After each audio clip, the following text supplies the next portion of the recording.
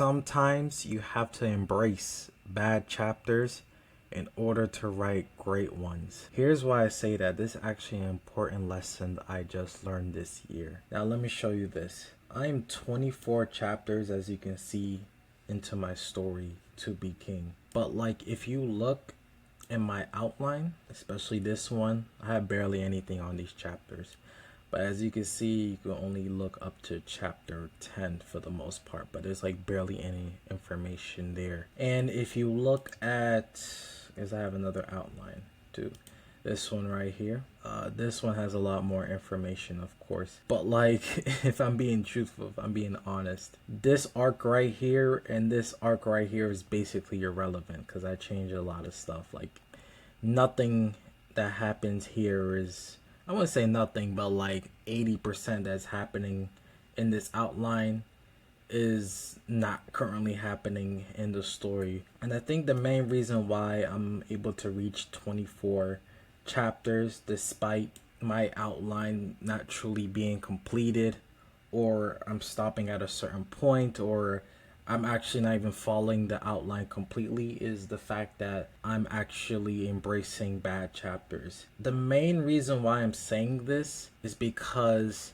so that I don't interrupt my flow. That's really the main point of it. Because you ever have ideas for your story, but it's not in order? So like, let's say, let me go to chapter 5. Let's say you're in chapter 5, you need to write out chapter 5, right? But your brain has ideas already for chapter 9, let's say, you know? I decided, right, in order to not be stuck and think for months in writer's block, I say I have two options, right? It's either I write whatever comes to mind in chapter 5, 6, and 7, and 8, and just write the simplest idea ever and embrace that these chapters are not how I fully want it to be yet, or I haven't thought of and fleshed out in my mind how I want those chapters to be. It's either I do that, or I just skip like those chapters altogether and go straight to chapter 9 and flesh out chapter 9 completely, because that's what's currently I have fleshed out in my mind at this time and moment. And doing that method is what helps me write my story so much faster. I think it increased my speed at least 4x.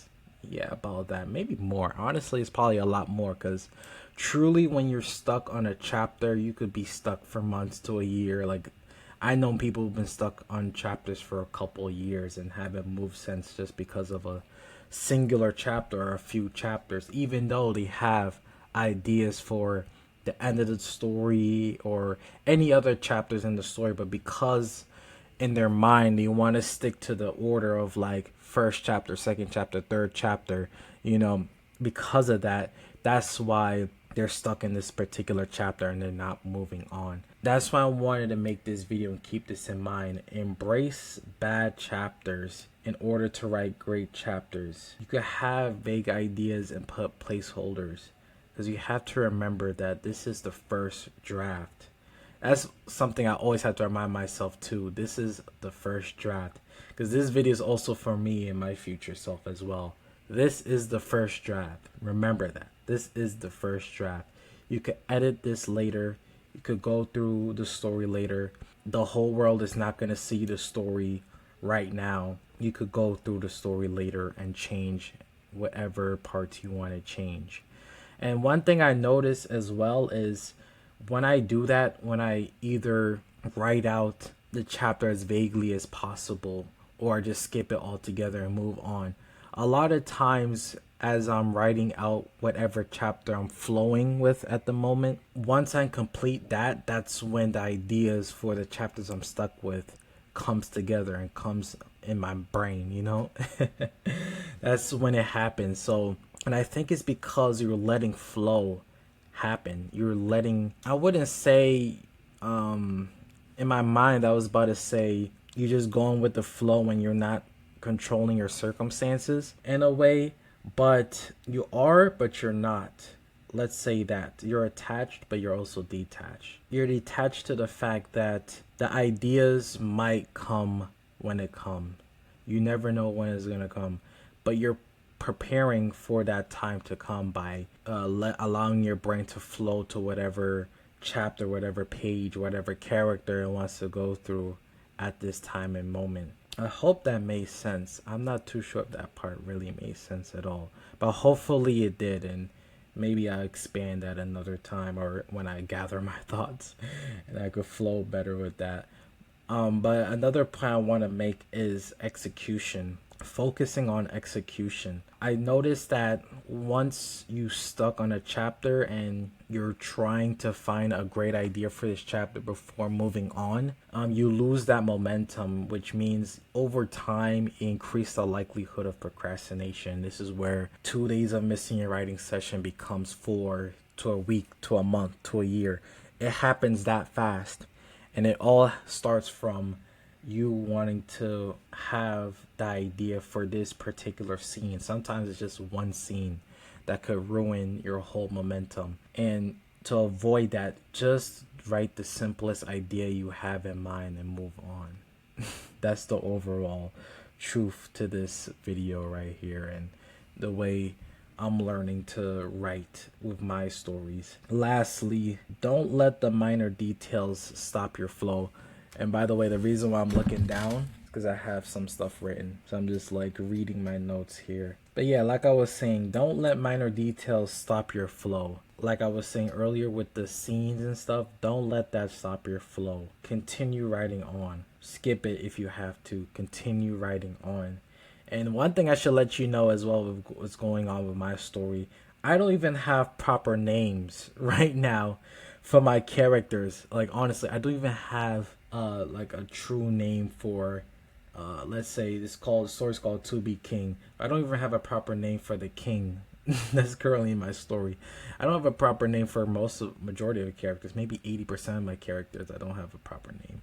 And if I'm being truthful right now, like yes, I'm 24 chapters into my story, but when I edit this story, I'm probably going to be changing at least 40%. And you don't have to like this is another thing. You don't have to wait until you complete the story to make changes and edit. Sometimes I edit as I'm writing the chapter. So like let's say instead of me writing out chapter 25, if I thought of a change I want to make in chapter 10, I go back to chapter 10 and I'm going to make the changes, because you might as well do it. Like there's no rules to this, and there's no rules saying that like, oh, you have to complete the draft before you start editing, or like you have to write the chapters in order. That's like the number one rule in writing, is that there's no rules. You have to go with what's, I'll say, natural to you, or what's make you most comfortable.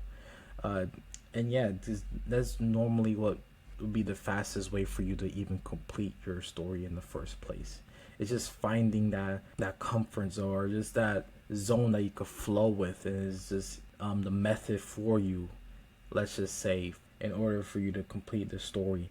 So yeah, but that's mainly my experience so far. Is I'm not trying to overthink a lot, especially for the first draft. I just want to get these ideas out there first before anything, before I lose them. Of course I write them down as I gather the ideas in my head, but I just want to make sure that everything comes together. No, I'm lying. I'm making sure everything that's in my brain just ends up on the screen, like ends up on the Google Doc. That's the main focus when it comes to the first draft. It's just execution. You know, you can always make changes, you can always edit later. So yeah, that's really the main point of this video, is to let you know, embrace it. Embrace the bad chapters. Embrace, you know, the chapters you're stuck with, the simple ideas, whatever is going on in the story. Embrace it, because these are the seeds. Like sometimes these simple ideas could be seeds to the great ideas that comes later on. Seriously, it happens to me too. Seriously. So embrace those moments, embrace that time. So yeah, thank you for listening. I hope you enjoyed and learned something from this video, and I hope my experience was relatable. You could let me know in the comment section down below if you had like a similar experience when it comes to writing your story.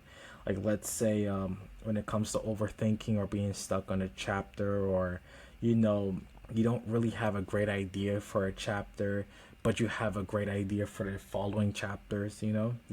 Let me know if you have any experiences like that, because I just wanted to share my experience along those lines when it comes to writing writer's block. You could check out, I don't know where you're gonna see it, like somewhere here, somewhere there, but I'm gonna have a video in the end screen where I discuss about how you could work with me when it comes to, like, if you need help with outlining or with ideas, if you want someone to brainstorm ideas with you, anything like that.